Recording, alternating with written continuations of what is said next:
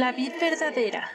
Ministerio sin paredes presenta Bocaditos de sabiduría. Esta escritura inspirada por Dios es útil para enseñar, para censurar, para rectificar las cosas y para educar de acuerdo con lo que está bien, a fin de que el hombre de Dios esté perfectamente capacitado y completamente preparado para realizar todo tipo de buenas obras. Esfuérzate y sé valiente. No tengas miedo ni te desanimes, porque el Señor tu Dios está contigo donde quiera que vayas. Sí, donde quiera que vayas. Todo lo que estos pequeños audios te revelarán pueden transformar tu vida. Escúchalos diariamente con atención, Bocaditos de sabiduría. que te hacen crecer cada día. Mi vida es un milagro de amor. Me atrajiste con tus buenas, Señor. Cuando más perdido estaba, tu gracia me alcanzó.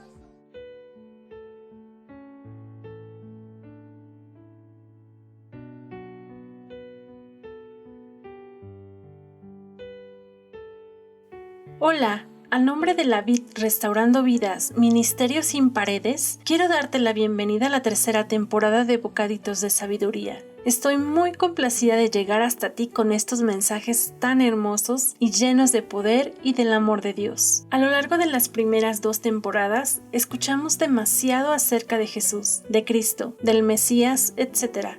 Pero si no sabes a ciencia cierta quién es, qué hace, ¿de dónde vino? Hoy tomaremos este primer capítulo para contarte la verdadera historia de este gran líder. Muchos años antes de que naciera, algunos profetas como Isaías ya hablaban de su venida al mundo. He aquí que la Virgen concebirá y dará a luz un hijo, y llamará su nombre Emmanuel. Isaías 7:14. Muchos años después la profecía se cumplió. María, siendo virgen, concibió al Hijo de Dios por medio del Espíritu Santo. Ese pequeño niño nació en un humilde pesebre en Belén. A la edad de 12 años Jesús se apartó de sus padres por casi 3 días para hablar en medio de los doctores de la ley, oyéndoles y preguntándoles. Y todos los que le oían se maravillaban de su inteligencia y de sus respuestas. Cuando lo encontraron sus padres, regresó con ellos y volvió a Nazaret, pues estaba sujeto a ellos. Y Jesús crecía en sabiduría y estatura, y en gracia para con Dios y los hombres, hasta la edad de 30 años, cuando reaparece en el río Jordán, y se bautizó por Juan el Bautista. Descendió el Espíritu Santo sobre él en forma corporal como paloma, y vino una voz del cielo que decía: Tú eres mi Hijo amado, en ti tengo complacencia. A partir de ese momento comenzó su ministerio, es decir que las escrituras no hablan de ningún milagro que Jesús haya hecho antes de este momento. Tras el bautismo y un retiro de 40 días en el desierto, Jesús se preparó para comenzar su predicación. Se dirigió fundamentalmente a las masas populares, entre las cuales reclutó un grupo de fieles, los 12 apóstoles, con los que recorrió Palestina. Predicaba una revisión de la religión judía basada en el amor al prójimo, el desprendimiento de los bienes materiales, el perdón y la esperanza de una vida eterna. El llamado Sermón de la Montaña, con sus admirables bienaventuranzas, reflejaba la mejor síntesis de su mensaje. Su enseñanza era audaz y poética. Anunciaba un futuro de salvación para los humildes de corazón. Su presencia reflejaba una mezcla de autoridad, poder, nobleza y sabiduría, cosa que hizo que su popularidad se acrecentara rápidamente cuando corrieron noticias sobre los milagros que le atribuían sus seguidores, considerados como prueba de los poderes sobrenaturales de Jesucristo. Jesús les enseñaba citando las Escrituras, y se le dio el libro del profeta Isaías, y habiendo abierto el libro, halló el lugar donde estaba escrito: El Espíritu del Señor está sobre mí, por cuanto me ha ungido para dar las buenas nuevas a los pobres. Me ha enviado a sanar a los quebrantados de corazón, a pregonar libertad a los cautivos y vista a los ciegos, a poner en libertad a los oprimidos y a predicar el año agradable del Señor. Cuando citó esta escritura, estaba diciendo a lo que había venido. Esta popularidad, unida a sus acusaciones directas contra la hipocresía moral de los fariseos, acabaron por preocupar a los sacerdotes y autoridades judías. Jesús fue denunciado ante el gobernador romano, Poncio Pilato, por haberse proclamado públicamente Mesías y Rey de los judíos. Aunque era cierto y estaba cumpliéndose la profecía escrita por Isaías, resultaba ser un conflicto su predicación de la nueva fe con las escrituras religiosas tradicionales del judaísmo. Consciente de que se acercaba su final, unos días antes de Pascua se dirigió a Jerusalén, donde a su entrada fue aclamado por la multitud y expulsó a los mercaderes del templo. Jesús celebró una última cena para despedirse de sus discípulos y amigos. Luego fue apresado mientras oraba en Getsemaní, el monte de los olivos, debido a la traición de Judas, uno de sus discípulos.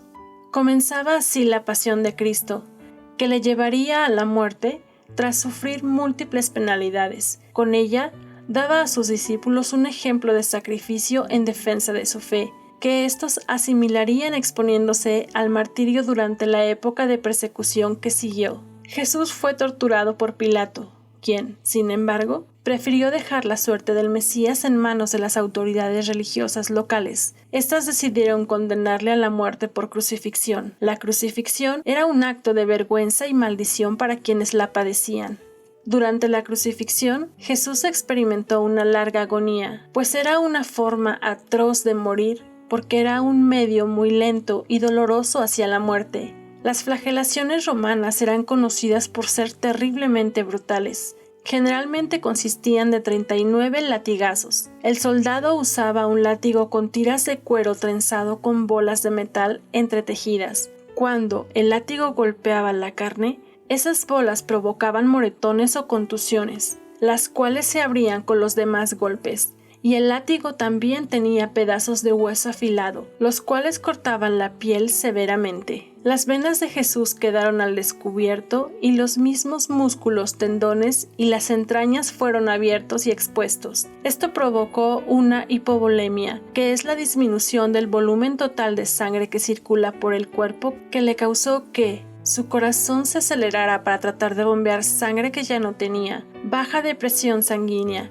que le pudo provocar un desmayo o colapso. Sus riñones dejaron de producir orina para mantener el volumen restante. Comenzó a sentirse sediento porque su cuerpo ansiaba fluidos para reponer el volumen de sangre perdido. Jesús se encontraba en condición hipovolémica mientras ascendía por el camino hacia el lugar de la ejecución en el Calvario, con un peso aproximado de 78.8 kilogramos según los expertos. El madero tenía de 3 a 4 metros de alto y 2 metros de ancho. Recorrió un largo camino cargando su cruz mientras llegaba al lugar de la crucifixión. Estuvo en la cruz aproximadamente 6 horas. La muerte de Jesús fue todavía peor que la crucifixión común. No a todos los criminales condenados los clavaban a la cruz. Muchos solo eran amarrados. A Jesús lo acostaron y clavaron sus manos en posición abierta en el madero horizontal. Los clavos que los romanos usaron eran de 13 a 18 centímetros de largo. Se clavaban por las muñecas. El clavo atravesaba el nervio mediano. Ese era el nervio mayor que sale de la mano y quedaba triturado por el clavo que lo martillaba. También los nervios de los pies fueron triturados, y eso debió haber causado un dolor similar al de la muñeca. Al momento de estar en posición vertical, sus brazos se estiraron intensamente, probablemente 15 centímetros de largo, y ambos hombros debieron haberse dislocado, lo que confirma lo escrito en Salmos 22. Dislocados están todos mis huesos. Una vez hecha la crucifixión, la muerte fue muy lenta y agonizante por asfixia. Jesús dijo unas pocas frases antes de morir estando ya en la cruz. Una de ellas fue: Padre, en tus manos encomiendo mi espíritu. Y luego murió. Para acelerar la muerte, los soldados quebraban las piernas de los crucificados, utilizando para ello una lanza romana para despedazar los huesos de la parte inferior de las piernas. Eso evitaba que la persona empujara hacia arriba con las piernas para poder respirar, así que la muerte le seguía en cuestión de minutos. En el Nuevo Testamento se nos dice que los huesos de Jesús no fueron quebrados como ocurrió con los otros crucificados. Esto fue así porque los soldados habían confirmado que Jesús había muerto. Así que se cumplió la profecía del Antiguo Testamento acerca del Mesías, donde nos dice que ninguno de sus huesos sería quebrado. Pero el soldado romano, para confirmar la muerte de Jesús, le clavó la lanza en su costado derecho. La lanza atravesó el pulmón derecho y penetró el corazón. Por lo tanto, salió fluido claro como el agua, tal como lo describe Juan, uno de los testigos oculares en su Evangelio. Los evangelios narran que Jesucristo resucitó al tercer día de su muerte y se apareció diversas veces a sus discípulos, encomendándoles la difusión de la fe. 40 días después, según los Hechos de los Apóstoles, ascendió a los cielos para reinar a la diestra de Dios. Judas se suicidó, arrepentido por su traición, mientras los apóstoles restantes se esparcían por el mundo mediterráneo para predicar la historia y enseñanza de Cristo. Aunque su ministerio únicamente duró 3 años, fueron suficientes para dejar todo un legado. Su nacimiento, vida, muerte y resurrección marcaron un parteaguas en la historia de la humanidad. Dios no envió a su único Hijo al mundo para condenar al mundo, sino para salvarlo por medio de él. Jesús predicaba el amor al prójimo, sanaba a los enfermos, proclamaba la justicia y la obediencia a Dios, y sumado a esto, se le atribuyó una larga lista de acontecimientos sobrenaturales llamados milagros, como la multiplicación de los panes y peces y la resurrección de los muertos. Las escrituras bíblicas detallan esta maravillosa historia. Ahora, ¿por qué la humanidad entera debe conocerle? Porque Él vino a traer esperanza, redención y salvación al mundo. Vino a dar una oportunidad de arrepentimiento y a redimir a este mundo mezquino lleno de maldad e indiferencia ante la necesidad del prójimo. Para Jesús, poner en práctica las Escrituras significa vivir las Escrituras. Este es el momento de reflexionar sobre nuestra conducta y forma de vida, así como creer en el Hijo de Dios, porque dicen las Escrituras que Él volverá, ya no como conciliador, salvador y abogado, sino como juez. Dice Apocalipsis que solo Él puede abrir los sellos. Los sellos significan juicio. Entonces aparecerá en el cielo la señal del Hijo del Hombre. Entonces todas las tribus de la tierra harán duelo, y verán al Hijo del Hombre que viene sobre las nubes del cielo con poder y gran gloria. Mateo 24:30. Jesús vino a reconciliar a Dios su Padre con la humanidad. Las buenas nuevas de salvación se refieren a las buenas noticias de que Jesús es el camino a la salvación, y en ningún otro nombre, ser, persona u objeto hay salvación. Dicen las Escrituras, porque no hay otro nombre debajo del cielo dado a los hombres en que podamos ser salvos. Jesús deseaba que todos entendieran su mensaje, por eso siempre decía, arrepiéntanse, porque el reino de los cielos ha llegado. Esto quiere decir que solo por medio de Él podemos ser redimidos y justificados. No hay condenación para todo el que cree en Él, pero todo el que no cree en Él ya ha sido condenado por no haber creído en el único Hijo de Dios. Esta condenación se basa en el siguiente hecho. La luz de Dios llegó al mundo, pero la gente amó más la oscuridad que la luz, porque sus acciones eran malvadas. Todos los que hacen el mal odian la luz y se niegan a acercarse a ella, porque temen que sus pecados queden al descubierto. Su sangre derramada en la cruz fue para que tú y yo fuéramos lavados de pecado. Cada clavo y látigo fue para que nosotros no tuviéramos que vivir en sufrimiento, sino en libertad. Pero habrá un tiempo llamado la Gran Tribulación. Será el periodo más angustioso que jamás haya vivido la humanidad, según las profecías de la Biblia. Pero los que reciban el sacrificio de Jesús se irán junto con Él cuando regrese por su pueblo, por sus redimidos, y ellos no padecerán este final. La salvación no tiene precio, ni nadie la merecemos. Es por gracia. Solo la gracia de la cruz pudo comprar nuestra libertad. Antes de recibir su sacrificio y amor, todos nos encontrábamos muertos en vida, despreciados por todo el mundo. Jesucristo sanó nuestras heridas, nos devolvió la dignidad y el valor. En Él encontramos paz y libertad. Esta gracia inmerecida nos dio el privilegio de ser hijos de Dios.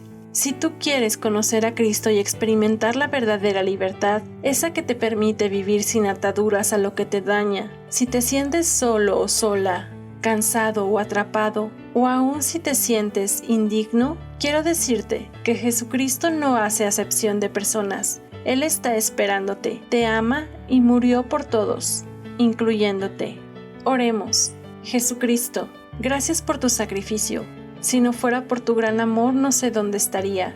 Quizás seguiría perdida en una cárcel, en un hospital o muerta. Tú, siendo Dios, no te aferraste a tu trono. Tú, siendo limpio y sin pecado, moriste por medio de la forma más cruel y humillante que un hombre puede pasar, la cruz. Fuiste humillado, flagelado, escupido, atravesado por una lanza en tu costado derecho. Perdóname por ignorarte tanto tiempo, por llegar hasta esta situación donde me siento perdido y sin salida. Perdóname por rechazarte tantas veces. Reconozco que me he perdido por mi mala actitud, por pensar que no te necesitaba. Sé que no lo merezco, pero perdóname por todos los pecados conscientes e inconscientes que he cometido. Reconozco que tú eres el Salvador del mundo. Quiero comenzar de nuevo, tener la libertad de vivir en paz y en libertad. Eres el Hijo de Dios. Viniste en carne para morir por nuestros pecados. Resucitaste de entre los muertos al tercer día y ascendiste al cielo para gobernar a la diestra del Padre. Te acepto como mi Señor y Salvador. Escribe mi nombre en el libro de la vida para poder tener la dicha de una vida en el reino de los cielos. Guía mis caminos y cambia mis pensamientos. A ti sea la gloria eterna. Amén. Esta oración que hiciste junto conmigo es el primer paso a una transformación que Jesucristo hará en ti. Abre tu corazón a su enseñanza y lee la Biblia comenzando por el Evangelio de Juan. Esto te instruirá para tu nueva vida. Bienvenido a la familia de Dios y por supuesto a nuestra tercera temporada. Te pido que apoyes este ministerio visitando, compartiendo y dando like a cada una de nuestras plataformas como YouTube, Spotify, Breaker Podcast, Google Podcast, Instagram, nuestra página de Facebook, La Vid Restaurando Vidas. También puedes comentarnos a través de nuestras redes sociales. Queremos escuchar tus testimonios, anécdotas o experiencias que te han dejado estos bocaditos. También si tienes alguna pregunta, petición de oración o si deseas solo seguir escuchando, estamos para servirte. Mi nombre es Dulce Diana y deseo que Dios te bendiga y te fortalezca. Hasta la próxima.